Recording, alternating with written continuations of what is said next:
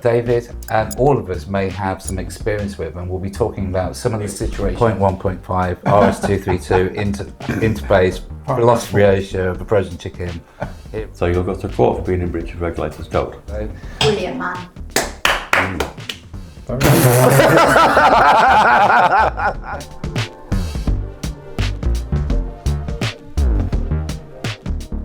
So welcome back to Taxi Talk. Joining me on the sofa, wow, look at the posse we've got today. I said posse. I'm David Hunter, my co-presenter, Jody. Hi. How's the drink going, Jody? Oh, it's going very First well. glass of the podcast. Mm-hmm. Christopher, Managing Director of Take Me. Hello. We have Paul, come all the way down from Liverpool. All You the way enjoyed it down. so much last time. I came twice, yep. You came twice. Not bad for a 47-year-old in Not one go. bad. And David Lawrie, it's all about you today. You are the star of the show. David, what do you do and where are you from? So I'm the director of National Private Hire and Taxi Association. We're based in Manchester, but we do have members all around the UK. We represent private hire drivers, private hire operators, local associations, hackney carriage drivers, and we actively engage with the government and local authorities. Excellent. So the order of business today, you join us. Probably one of the most informative podcasts we've done, because this is about things that affect you, issues with licensing, sometimes unfairly and unjust, situations you may find yourself in that David and all of us may have some experience with, and we'll be talking about some of the situations you may come across. But before we start that, juicy melons.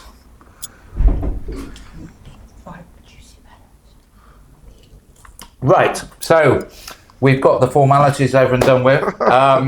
So we're going to, David, now very quickly, because I think the issue is quite big, and normally we ask guests about the history, the journey to where they are today. But because this is an extended version, we're going to kick straight into some of the problems with licensing that I know you've experienced, we've all experienced as operators and as drivers.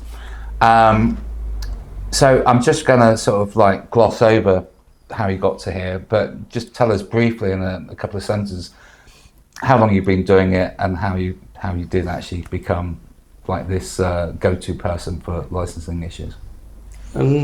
Briefly, okay. So I started out as a driver. I quickly elevated to being the chair of the local taxi association, at which point I rapidly realised that drivers don't tend to have a voice, or if they do try to express a voice, they're very seldom listened to. And then my predecessor, Donna from the NPHTA, stood down and they asked me to take over the NPHTA. And I did, on the basis that I've been doing it for 25 years now. Yeah. Even to the point of holding counsel to judicial review successfully. And we have built a lot of respect up, and that can only help drivers and operators. Yeah, I can be testament to your services. Over the years, you've got many of our drivers, Chris. Absolutely, yeah. The help that you've given the drivers individually and us as a group has been amazing, and it's been invaluable.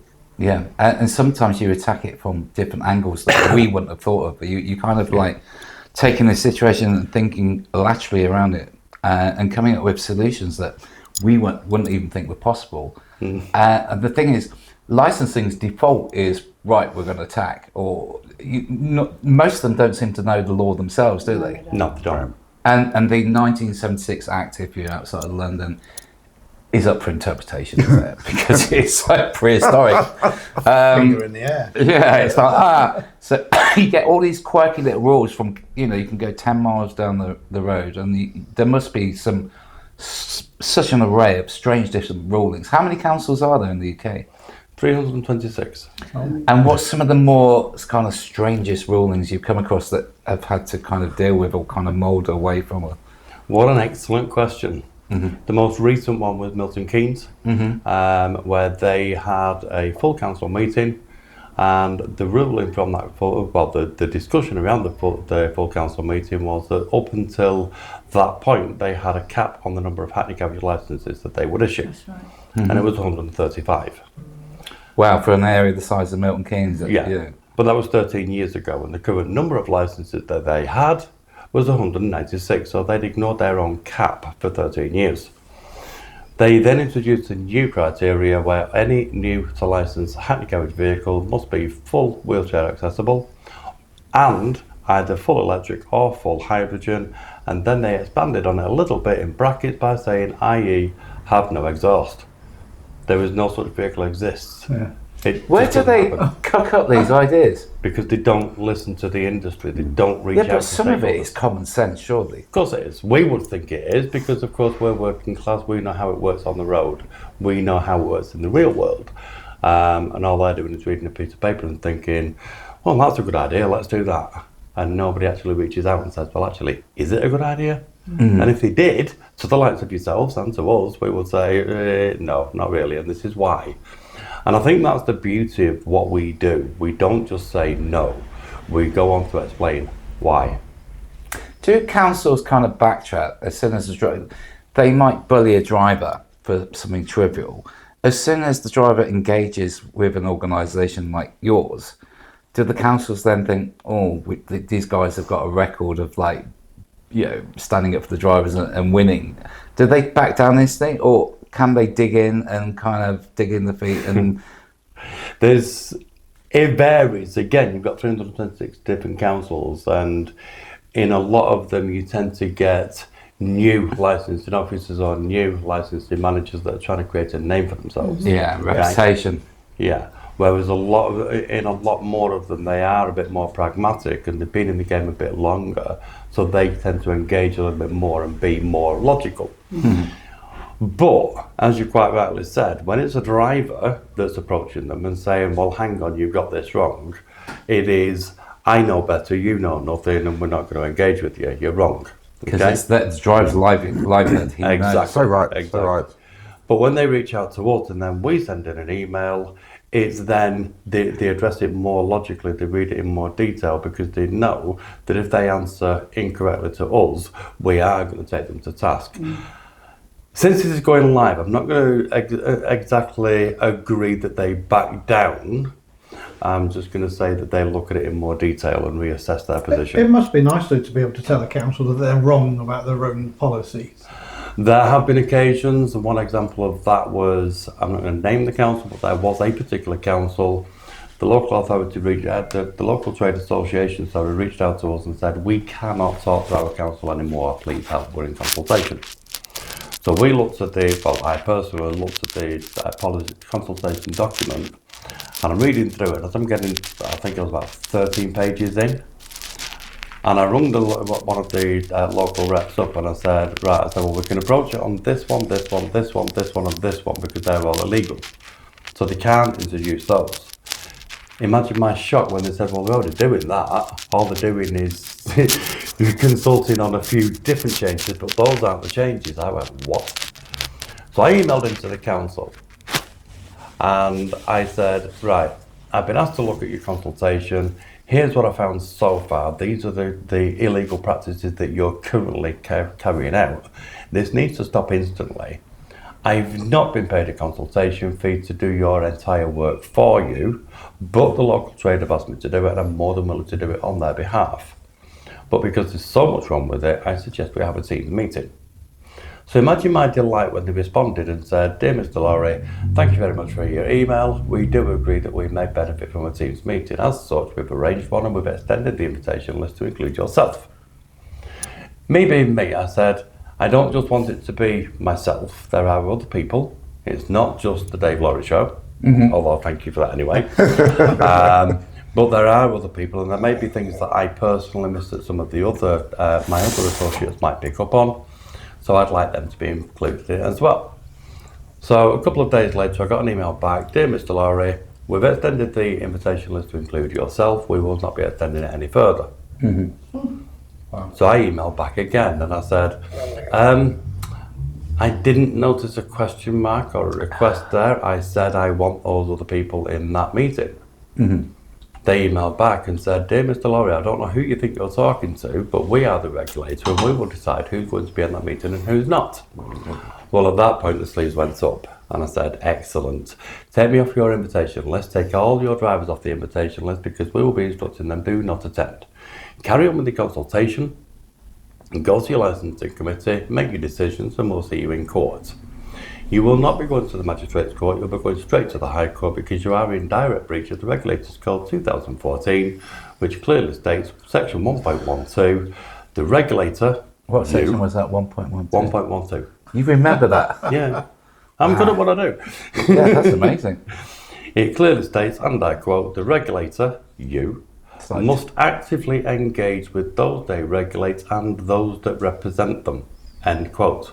At no point within that paragraph does it state the regulator has the option to pick and choose who they talk to. So you'll go to court for being in breach of Regulators Code. Within 20 minutes I got an email back, dear Mr. Lawrie, the invitation list has been extended.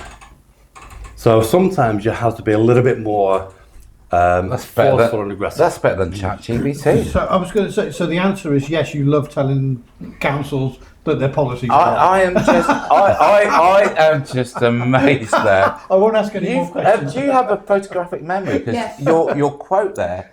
Yeah. If you're on the phone to me, I'm the counsellor, and He's I'm the listening Rain to that. Man of the taxi world. Exactly that. That's impressive, isn't it? Very good, very good. And you're not legally trained, are you? No. No. This is just pure passion. Yeah. You can tell, Of can't looking you? after drivers.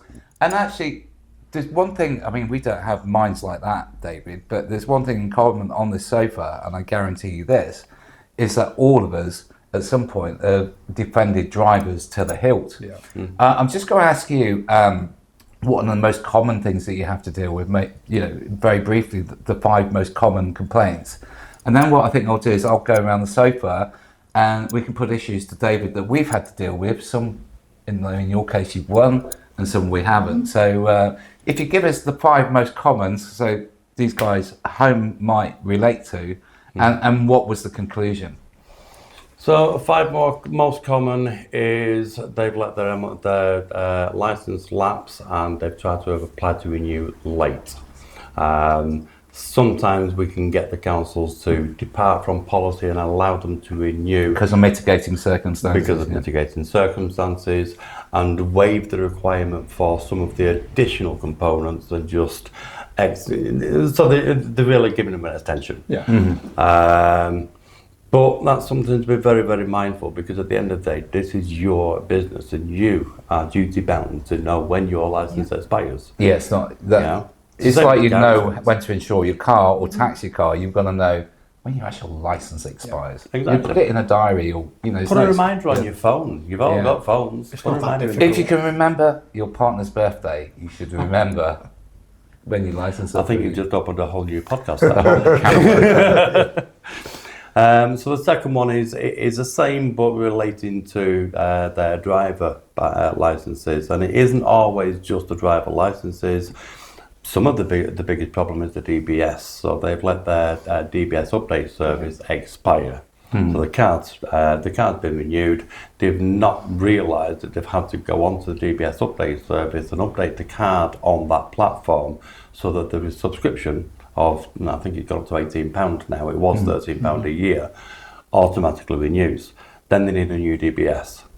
which So- can take time. It's which quicker can than it take used time. to be, in fairness. In It most is. sense, but- But one of the, and to clarify this one and to give a bit of a hint to drivers out there, if you realise that your card has expired, your DBS has expired, please don't wait till the council finds out. Yeah, Do it beforehand. It used to be that you used to have to do your DBS and have it for within the last 30 days in order to submit it to the council. Since we're on the update service, that no longer applies. Once you've got your DBS and you're on the update service, that DBS certificate does not expire. So do it early. Don't wait, because at the end of the day, it's your income, it's your livelihood that's at stake if you take that risk. Another one that is very, very popular, and it's all over social media, is, can my partner drive my car? Oh no, they can't, not unless because they're they're not bad driver. insured. But my insurance will put them on the policy. Well, your insurance don't do licensing, and your actual insurance certificate will state in the terms and conditions and limitations to use, as long as the driver holds the license to drive the vehicle. So if you've not got a private hire badge or a handicap badge, you cannot drive that vehicle. End of story. There is one exception. There's only one. And that's for a mechanic to test drive the vehicle to verify what the fault is or to verify the fault has been repaired. Even a licensing officer cannot drive your vehicle. Yeah, we've had problems with that in the past where you kind of move vehicles around and you think, oh, just take it down to the garage and babysit. And yeah, we've been caught out here in Loughborough actually, at Charnwood. One of the other ones is, as you all know, you can have a badge from as many different councils as you want. Okay? You can be licensed by every single council in the country if you want. But your vehicle. But you cannot dual license a vehicle. Okay? And we'll get drivers saying, well, yeah, they do because we've got hire companies and they've got vehicles licensed by 4 or 5 different councils at the same time. Technically speaking, that hire company should be surrendering those plates once that vehicle has come off hire. Yeah. Because until they've done that, the hire company themselves are not licensed to drive those vehicles because they're not badge holders. A lot of hire companies have now started getting badges for their drivers to cross that bridge. But you cannot dual license a vehicle, and the reason for that is because there's that much variation between, going back, the 326 different councils. For example, one might say you've got to have a blue car, another one says you must have a black car, one might say you must have CCTV, another one might say you cannot have CCTV.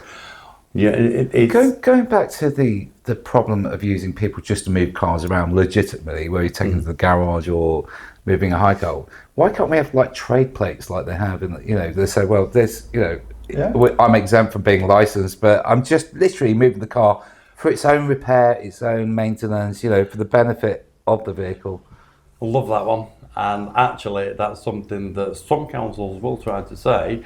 You can, if you're a mechanic and you're using it for test drive purposes, you must have a trade plate on. No, you don't. That's not valid at all. The DVSA and the regulators for that, they have actually clamped down a lot on trade plates now. They will not issue trade plates unless you can verify that you are a motor vehicle trader, which means you're buying and selling the cars. It doesn't apply to garage workshops. So, unfortunately, you can't get trade plates. Red tape everywhere, isn't there, David? There is.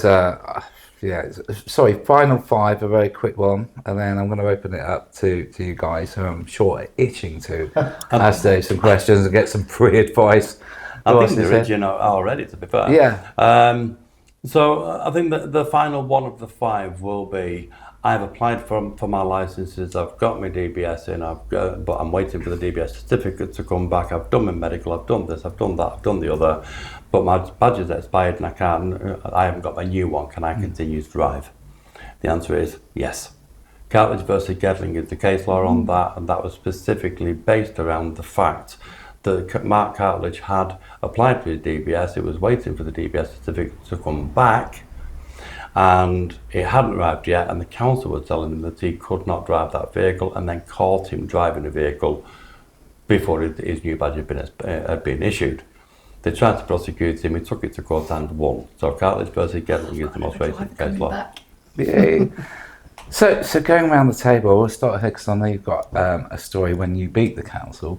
But if you've got any questions that you've had from drivers to ask, Dave. The bells are ringing straight away. So I know at the moment I've had a driver that's been off the road for 3 weeks. Yeah. Apparently he didn't do his DBS update, and they've basically suspended him because he's got to get a new DBS. He's a company vehicle driver as well. So that car's just sat gathering dust at the minute. So it's costing the company money. He wants to get back out on the road and start earning for his family again, and it's painful for me. As his driver. Yeah, of course it is. Yeah. It's very painful. And it's painful to see that vehicle gathering dust as well from a company point of view. So you're now saying that Cartledge versus Gedling. they shouldn't be suspending him. No. So only last week with my licensing department, they emailed me and gave me a list of 5 drivers, 3 of which don't work for us anymore, but whatever. But 5 drivers, all because of DBS issues. They've not told me why, but I know it's because they've not updated their DBS. And 5 drivers in one licensing department have been suspended. So, That's actually another one that comes up, and it comes up with other operators. I'm not naming names because that's not what we're here for, but it does come up with other operators where the local authority will email into the operator and say, we have suspended this driver, please take them off your records and don't give them any bookings. Yeah. Okay? Exactly what I've heard. So your response to that should be, please send me a copy of the suspension notice. Okay. Because if they have not suspended with immediate effect, it will be unlawful for you to stop giving them work, because they have the right under Section 77 of the Miscellaneous Business Act 21 to appeal. days. 0.1.5 RS232 interface velocity ratio of a frozen chicken hereon. No, but see, You did well, but actually there's only three parts of it. There's part A and part B and part C. but this is. Yeah, crucial. this is why This this is guy's crucial. brilliant. And I'll be honest, like my particular they love it. It's almost like they revel in it. They revel in sending that list through of all these people that can't go out on the road. They're And then very they quick want- to throw Yeah. mud at it, Yeah, but that's they what are. they're doing. They're Yeah. throwing mud, hoping some of it will You stick. could also quote UK GDPR at them, because unless they have a valid reason to disclose that information, that detail, they should not be disclosing that information to you, even though you're the operator. Oh dear. The only time that is I've just opened the can of worms. Do you hear that pop? Yeah, yeah. the only time that is overridden is if it is within public interest. So if they've suspended or revoked with immediate effect in the interest of public safety, then they are duty bound to But notify. if there's no actual reason for it, Exactly. wow, they're in trouble now. And when it comes down to the DBS, this was actually raised 2 years ago at the PHTA Expo on this expert panel seminar, and there was a discussion that took place, and it was at the time when the DBS was rolling out the update service. Okay, and the Kyvan Park case was that a local authority, once a driver has verified that they are a fit and proper person to hold a licence, until and unless a local authority receives information to the contrary, they must assume that the driver remains And fit rightly and proper. so, to be honest. Okay? You know, some of these drivers have been driving under that licensing department for 20, 30 years. Yeah. No, And it's probably it's- quite, demoralising and quite offensive when they've been a trusted driver for all those years, and all of a sudden they can't go out and earn money for their family. Oh, I love you. Well, There's something sexy about Dave quoting all that. You know, that's amazing. So, Chris, have you come across anything? Yeah, in 8 minutes or less, David. It's like ChatGPT. I'm going to call him ChatGPT. It's like, Signage on vehicles. oh, good one. Oh, Good one. Nice another one, can of worms. That is- Oh, So we're on the fence on this one, okay? Purely and simply because we do see from the driver's point of view, vehicles are being targeted, they are being attacked, they have had missiles launched. what about magnetics, though? You know, that's Magnetics, we'll come on to in a second, because that Okay. goes down a different avenue, Yeah. okay? So when you look at the DFT best practice guidance that came out in 17th of November 2022, I need to make notes of these dates and these paragraphs. they, I've already done it. I'm a rain woman. it's all right. You've got the manuscript of this afterwards. You can just download it. It might take a while. 1772. So they addressed the subject of private hire operator signage, and they said that the public are getting far too confused and finding it too difficult to differentiate between a taxi and a private hire vehicle, and therefore a private hire vehicle should have as little signage on it as possible to make it Not the clearer. opposite way around, where a Hackney could have a roof box. That would be the easiest visual. It would, and that's our argument. 10 years ago, they kind of went the other way. So originally it was like maybe a rooftop or a sticker, and then it was like, well, you need a disc there, you know, outside of them, and then the signage there, and the signage has to be a certain sign, and then it went crazy. And now it seems to, from an operator's point of view, it's about no shows. And it the is. problem is, and also safety, because Safety, definitely. right, we're recording this in Loughborough. It's a student town, and town centre can get quite bonkers with students. They jump on a milk float to get home. Great little sideline, that, isn't it? Yeah. But I digress. But equally, without recognition, they're could jump into a car. It's easier for flimping, as we call it. You'll have a different expression for it. Fluffy. Fluffing, not flimping. fluffy. No, it's not fluffy. So there's a safety. Not only that, drivers are noticing customers aren't recognising who they are, because obviously outside of London, it could be an Octavia, it could be a Dacia. They look like normal cars. But this is the other problem. That's why I said we're very much on the fence, because from a driver point of view, the vehicles are being attacked. From a driver point of view, they don't want people approaching the vehicles. I disagree. A lot of drivers want the signage. Yeah, they do. And this is also a badge of what I'm honour. saying. Absolutely, So- it is. Get some more work. Yeah. Then you See, get I- some of the other drivers that will say, well, why should we be advertising for operators? They're using our vehicles for free advertising.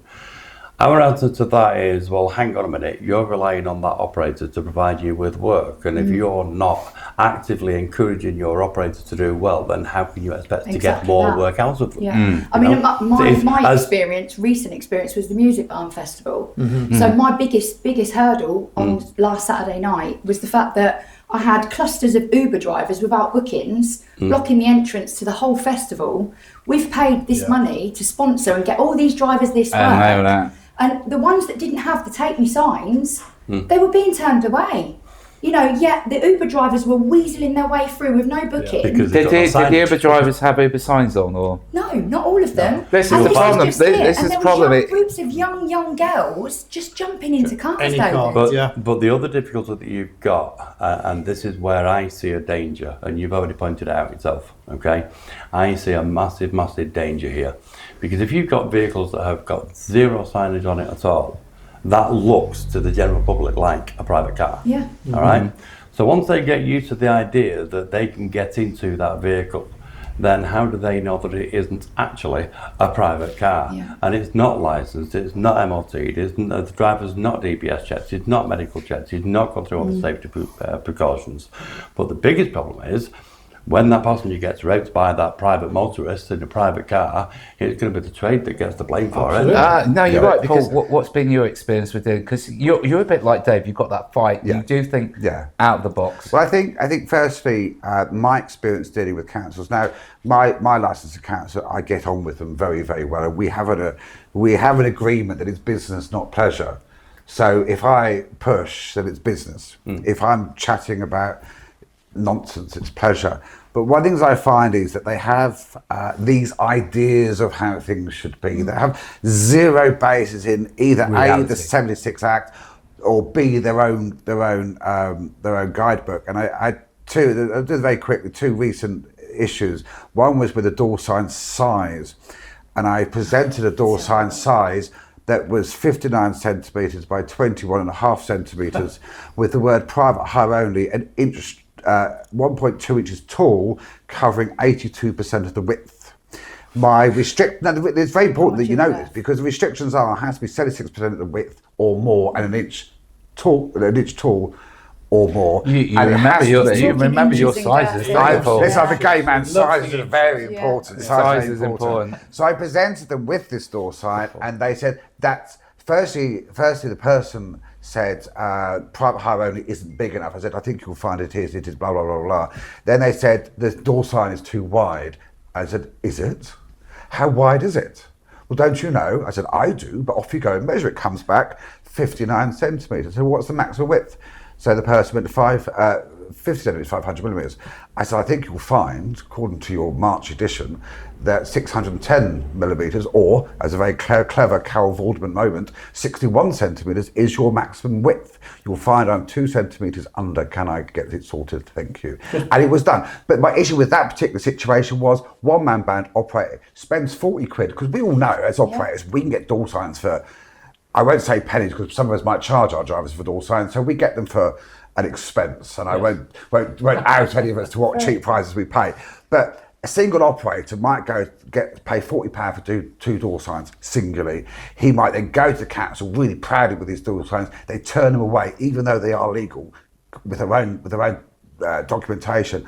and then goes away and spends another £40 to get those printed. That ain't right. No. And the other issue I had, I mean, I've had several. I've won them all because, you know, but, you know, if my licensing chaps ever watch this, I do love the Pervia and the ones that we don't see. But I drive a Mercedes S-Class. It's big, black and beautiful.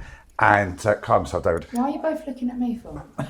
I think it's Mercedes. He said. Well, you know, drive a Mercedes as but well. I was arguing for an exemption for my plate on the back, and as you all know, Section 55 covers this very strongly. The last line, and it says under a contract of hire for a period of no less than 24 hours.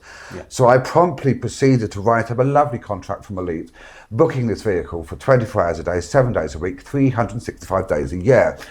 Gave it a day off in a leap year because I'm a nice chap and a priest after all. So the chap came back to me and said, it's got to be under a contract of hire from a passenger. And I said, if you could politely tell me where it says that. He says, well, that's what it meant. I said, listen, we could all say what it meant. Yeah. But here's the thing. If it don't say it, it's not said. And as it's not said, you're quite happy to go for your various bits and bobs and have it pushed back between the House of Commons, Select Committees, House of Lords. It could take you about 7 years and you'll get your way. But I want it by the 21st or officially deny me and I'll take you to magistrates. And then you'll have 300 exempted drivers coming to you and so on and so forth. The point is that I'm making is that councils have to be aware that when they fight back at drivers who do not know what they're doing, because none of them read the law, none of them have this absolute desire to read sections after sections after sections, because neither of us have anything better to do with our lives. Well, you might actually. I'm single and I've got a cat. So, you know, I haven't got anything better to do with my life. These drivers don't know. They're being put off, being cost money, being cost work, being cost time on the road. It's not fair, is it? No, it's not. There was another example of that with Aberdeen Council. And Aberdeen Council, for their CCTV criteria, they have an approved list, and part of the condition is that once they've had CCTV installed, they must make an appointment to go and have it inspected at the test centre as soon as possible. Okay. Vague, but go on. Right. So a guy came all the way down from Aberdeen, had CCTV installed, went back up, presented it to the council. The council said, no, you've got to switch it off and have it removed. Why? Because the garage, our compliance test, is closed because of COVID. Right? Well, still. No, this was. I was going to say, you still see people wearing masks. I thought it might be. Yeah. So I emailed them. I emailed into them and I said, I'm not entirely sure what your problem is here. Your policy states that it has to be an approved system. It is. It has to be inspected as soon as possible after installation, and it will be. He's simply trying to make an appointment with you. So he said, but the garage is closed and that's not our problem, that's his problem. I said, no, that's your problem. He's not got a problem. If you want him to go and get it inspected somewhere else, he's more than happy to go and do so. Mm-hmm. I said, but it states as soon as possible, which means as soon as your garage reopens, because that's as soon as possible. He said, I was involved in writing that policy and I know what it meant and I did exactly the same as you just did. What you think it meant is clearly something different to what you put down on paper. Yeah. When it comes to a court of law, we'll be relying on what it says on paper. Yeah. Interpretation. You are wrong. Yeah. It is interpretation. Yeah. The terminology that is used is absolutely crucial. Yeah. Because it can mean the difference between having to buy a Rolls-Royce Silver Shadow and replace it every week, or having to buy a vehicle that's up to 10 years old and fit for purpose. Yep. It's all down to interpretation. And we had that with Hereford because one of the conditions with Hereford was the licensing department would only license an MPV if all the seats were facing each other. Conference. Yes, I asked us that. Okay? And the justification behind it was that they wanted all passengers to have access to an exit. Okay? However, for Herefordshire Council, the Education Department would not issue a school contract for anything that had conference seating because they didn't want the kids kicking each other. So all their seats had to be forward facing. So when it came to rewriting their policy, they brought in a barrister, I'm not naming names, who rewrote the policy for them. And I collared them on it and I said, hang on a minute, I said, you've just written in your policy, all seats must be permanently affixed. He said, yeah. I said, you've just written every single vehicle off. I said, you couldn't even get a jumbo jet licensed under that condition. And they said, what do you mean? I said, all seats that are put into vehicles are bolted in. and they have to be bolted in, because if you need to do any welding work on the floor, you've got to be able to take the seats out, take the carpet out and do the welding and then bolt the seat back in. I said, so you just written that off? He said, oh no, what that means is it must only be able to be modified as per manufacturer specifications. I said, thank you, we'll take that. Because that gave us exactly what we wanted. This is amazing. So, very quickly, so out of every 10 cases that land on your desk, how many actually end up going to court? 1. Maybe 1. Yeah. So people need to contact you if they've got a problem. And how do they do? So a driver out there, if he wants to, in this, is it do you do a subscription service, or is it paying by hour? How does it work? No, it's not. It is an annual subscription service. So a driver can drive as a member, and the cost for that is £50 per year. That's really reasonable. Nothing, though, is it? Quite cheap. That's less than a quid a week. It's less than a miles per a week. Yeah. You know what I mean? When you think about it, a miles per a week, it might actually do you some good, because it'll think what you can do help with the you Mars to bar? live some weight. Oh, God. We'll look at the Mars bars next week. We also do operator membership, where an operator can join up, and of course then their drivers are covered. That tends to be more for the smaller operators rather than larger ones, because obviously when you start amalgamating things like that, you find that you might have had 12 operators, it's suddenly right down to 1. We also do local association affiliation schemes, where if a local association has got 20 members or 50 members or 100 members, they can join as an association. Then they can use their NPHTA banding and branding within the emails that they send into the council. Obviously, I have to say there are other companies, associations doing what you do, but you do tend to work together a lot with them, don't you? So we do. So you've got associations that represent operators only. You've got associations that are organisations that represent private hire drivers only. You've got others that represent hackney carriage drivers only. You've got others that represent London black cab drivers only. And our strapline is a United Traders a powerful voice. You what? Yeah, that's our strapline is Strapline, a United Traders a powerful voice. We're trying to get the industry to unite and to stand together. And if we can't do that as heads of associations, which includes the NPHTA working hand in hand with the other organisations, how can we get that message that we all need to stand together? We've got to do it. Start from the top, we're down. Excellent. So all the details will be below. Brilliant, man. Thanks, Jody. Jody, do they not normally have a light that comes on? Before David and the crew go and we leave this episode, would you like to get past David your box so you can delve in and see what he's going to bring out for the lost property? Warm in here, might be a bit sweaty now. Dave, can you grab that box? There we go. Could be a bit sweaty. Warm in here. There you go. This is real life lost property that you can take home. I'd give to the wife, the girlfriend, whatever. How does somebody actually lose that? That's your quill for when you're writing out your legal documents later. 42.645. Yeah. It was a bigger feather, but it was quite a long conversation. It was actually an ostrich that they lost. He actually corrected me, subsection 25. Oh, there you go. Oh, you learned something. I did. Is that why you got the glasses on? Yeah. All legal. Studious. Ring your bell. I think somebody must have pinched that from a hotel. Allegedly. Come on, just choose something. I'll have the bell. Have the bell. I don't suppose you've got any funny stories, have you? The number of funny stories I've got. Funny ones. So what we're going to play then? Not long ones. No, very shortly, we're going to play. I told you it was the next extended episode. We're going to play True or False. Okay. Pause to that. Okay. Oh, sorry.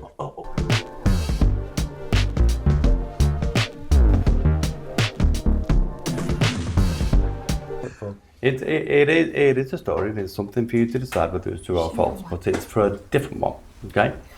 So, I represent people, I help people, that's what I do. It's true. False. Okay? True. And there was a woman who was having bailiffs chasing her for outstanding debts. And it turned out that this woman had 2 horses that had fallen ill, and she had the vets in, she had a vet bill, and she was paying it off at X number of pounds per month. Then she fell ill with cancer, and she stopped paying it, so they started sending the bailiffs in. When's Keep the it light, funny keep it light. bit coming? So the Yeah, bailiffs let's keep came it in. light. So the bailiffs came in and started hammering on the door, and son was epileptic, sent him into a fit, and he got It's a right laugh, this, isn't it? But then it got passed on to me, so I rung them up and I said, right, send me the notice that you've got. So they sent it. Then I found the originator for the creditor, Definitely true. and I rung the veterinary surgeon. I explained the situation to them, got them to write off the Where debt does the vet come completely. into it? Then I rung the member of the public back and said, right, ring the bailiffs, authorise them to speak to me on your behalf, let me know when you've done it. Then I rung the bailiff and I said, right, this has been dealt with now. The debt's been cleared, there's nothing for you to collect. True. He said, we're not collecting for that, we're collecting for something else. Well, then I just let rip on him. And then I rung the woman up again and I said, right, your debt's been cleared, you'll have no bailiffs coming. And she said, my daughter just walked in the kitchen. She said, that's the first time I've seen you smile for 6 months. Okay. That's why we do what we do. Sorry, can we do that again? I didn't quite get it. It's just like Jimmy Carr. As long as it's not Jimmy Savile. Okay, True. I'll just go, fuck it, false. Yeah, Sorry, I'm going to go false. Too much information, false. Yeah. I think false. I mean, I've never No, been he able to make a doesn't woman do laugh anything myself. but information that's That's true. because you're a robot. You are like, in They the poke nicest face. possible way, you are like Crichton and all these, you are illegal. You want it beyond your capacity to tell a to lie. lie. Would yeah. he? But then, does he tell a lie to get you off? No, it's true. It's false. False. God I'm damn. going to go true. Why is it, David? It's true. Of course What? it is. Oh, David Lawrie, can we have a big round? If you still, there's a lot of information to get to, but I think you get the general I think you should impression. have him back though, David. You want David Lawrie on your side. Yeah, I think Because drivers all do. that research that is Wonder. in his mind is like the mad professor. He just So spills true. out. But like I said at the beginning, councils literally back Listen, away. they do. They run. And we know this because we have experience around there. There's respect for this guy Absolutely, million 100%. who percent. found a little niche for himself and is actually helping No, you not are just good. us, You but are you as well. brilliant. So, Dave, with utmost respect, thank you very much. We will have you back. And Paul, thank you as well for coming back down to absolute Liverpool. pleasure. Absolute pleasure. And Jody and Chris, we'll see you next time. See you soon.